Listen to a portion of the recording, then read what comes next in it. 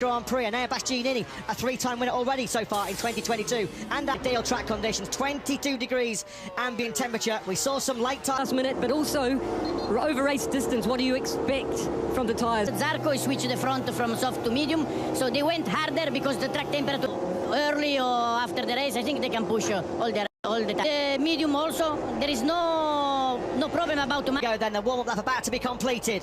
Round 12 of what saw with gear, 140 mile an hour Woodcote corner, where we saw that dramatic late victory. Lap penalty looming, 172 points, 21 clear of the battered 6 Motogp star. Finally find the way back to the... We await the green flag waving at the back. There it goes. We're just seconds away then.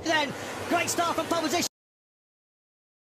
Dream launch from... Yeah, Quartararo got away very well. There was slight contact as he tried to muscle his way through the front row start. Aprilia side-by-side. Vinales ahead of Aleix Espargaro. They are 6th and 7th. Yeah, Vinales, he's been really caught napping as the lights went out. We've seen him struggle a few times in the past on new tyres.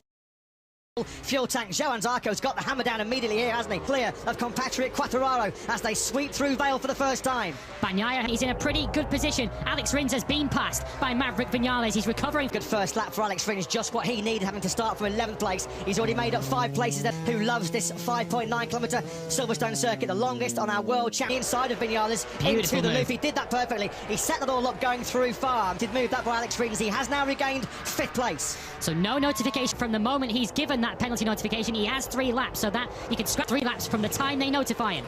Poor first lap for the beast, and now Bastianini down from 8th to 11th. Over the line they come then. There is a notification. We remind you, it's at the loop, turn 14, with a bit of a buffer. They mad that opportunity and sweep in on this lap number 2 here at Silverstone. He starts to close back its complex. Now they'll attack hard through Chapel Curve. You've got to make sure you get good. Quartararo then now is nearly half a second clear of Jack Miller. I just wonder, Lewis, whether he'll want to take stock. I think he said earlier on in the weekend he'd want to take it as late as possible, but from the Ducatis behind him, I think he'll want to wait as long as he can. You can see how keen Quartararo is coming out of Stowe corner. It was bucking and weaving underneath him as he squeezed on the ramp through Vale. Brilliant stuff this by Quartararo, showing why he's our 2021. Happy now then we come through turn number 11. Abby, is he going to sweep in high speed 4th gear, 120 mile an hour farm curve into Quartararo? Is he going to sweep into long lap? No, he's not. I thought he was going to try and take the lead there from Zarco. In that 1 second window behind him, he won't want to serve it. He'll want to try and get out of that, which is why he's so keen to get past Zarco. He clearly feels, I can get past Zarco and try and build up as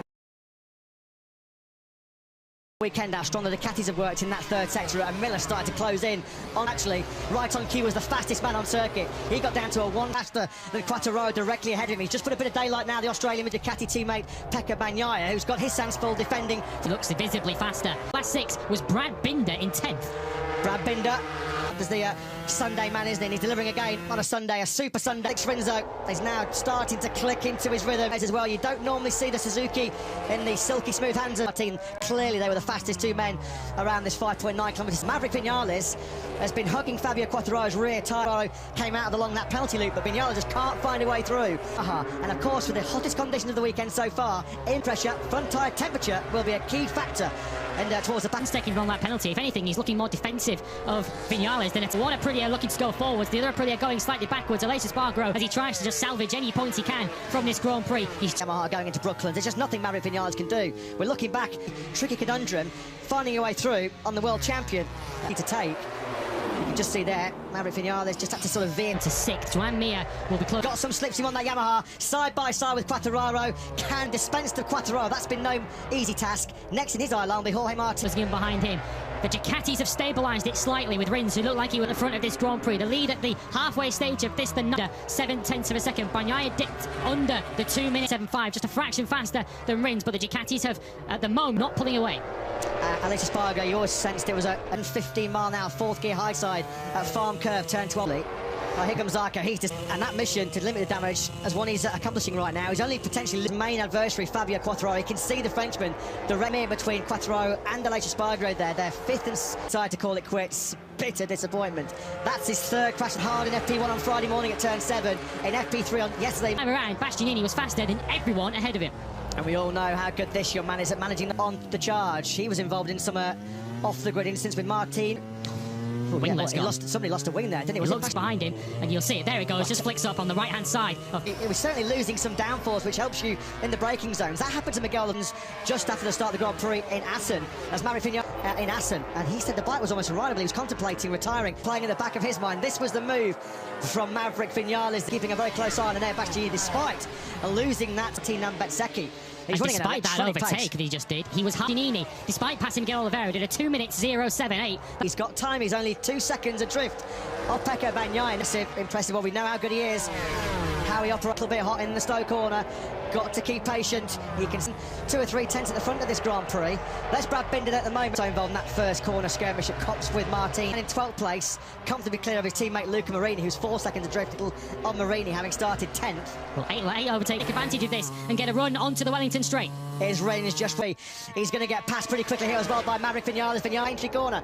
Rins resists with a late braking move on that factory Suzuki. I'm not saying that there's team orders in place, but you just wonder what Jack Miller will do here. Who is the clear with Zarco out of contention. Now the top match. He was 8 overtakes in 7 laps. He's just done 2 of them. At the start of this, the 15th lap, gone past Juan Mir and Naya Bastianini. Because the beast is coming for you. He's not known as the beast for nothing, isn't he? He's a champion.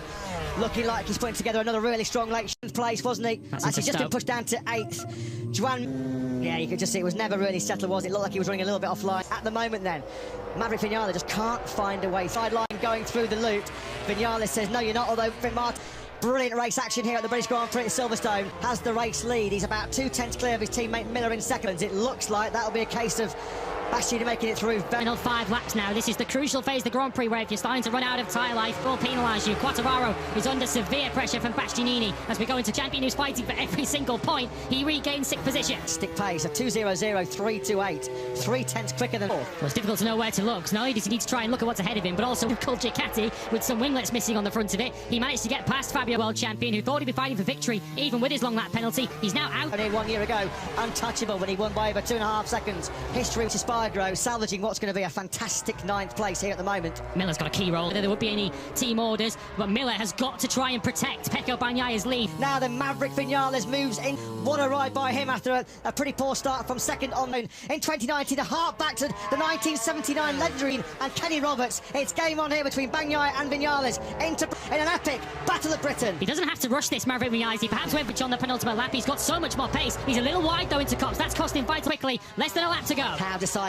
could that little error? He's just pushed that front tyre a little bit too hard, and he's letting this British spear. Bagnaia comes into Abbey Corner. His lead over half a second. Speed there now down the 5th gear, nearly 200 kilometres an hour. Wellington straight back. Silverstone in 2022. He takes a famous win here in round 12B World Championship. He takes it by 4 tenths of a second. There is back-to-back here at Silverstone. Jack Miller hangs on. He started 3rd. He finishes out 1 wing on that left-hand side of that Brazilian Ducati.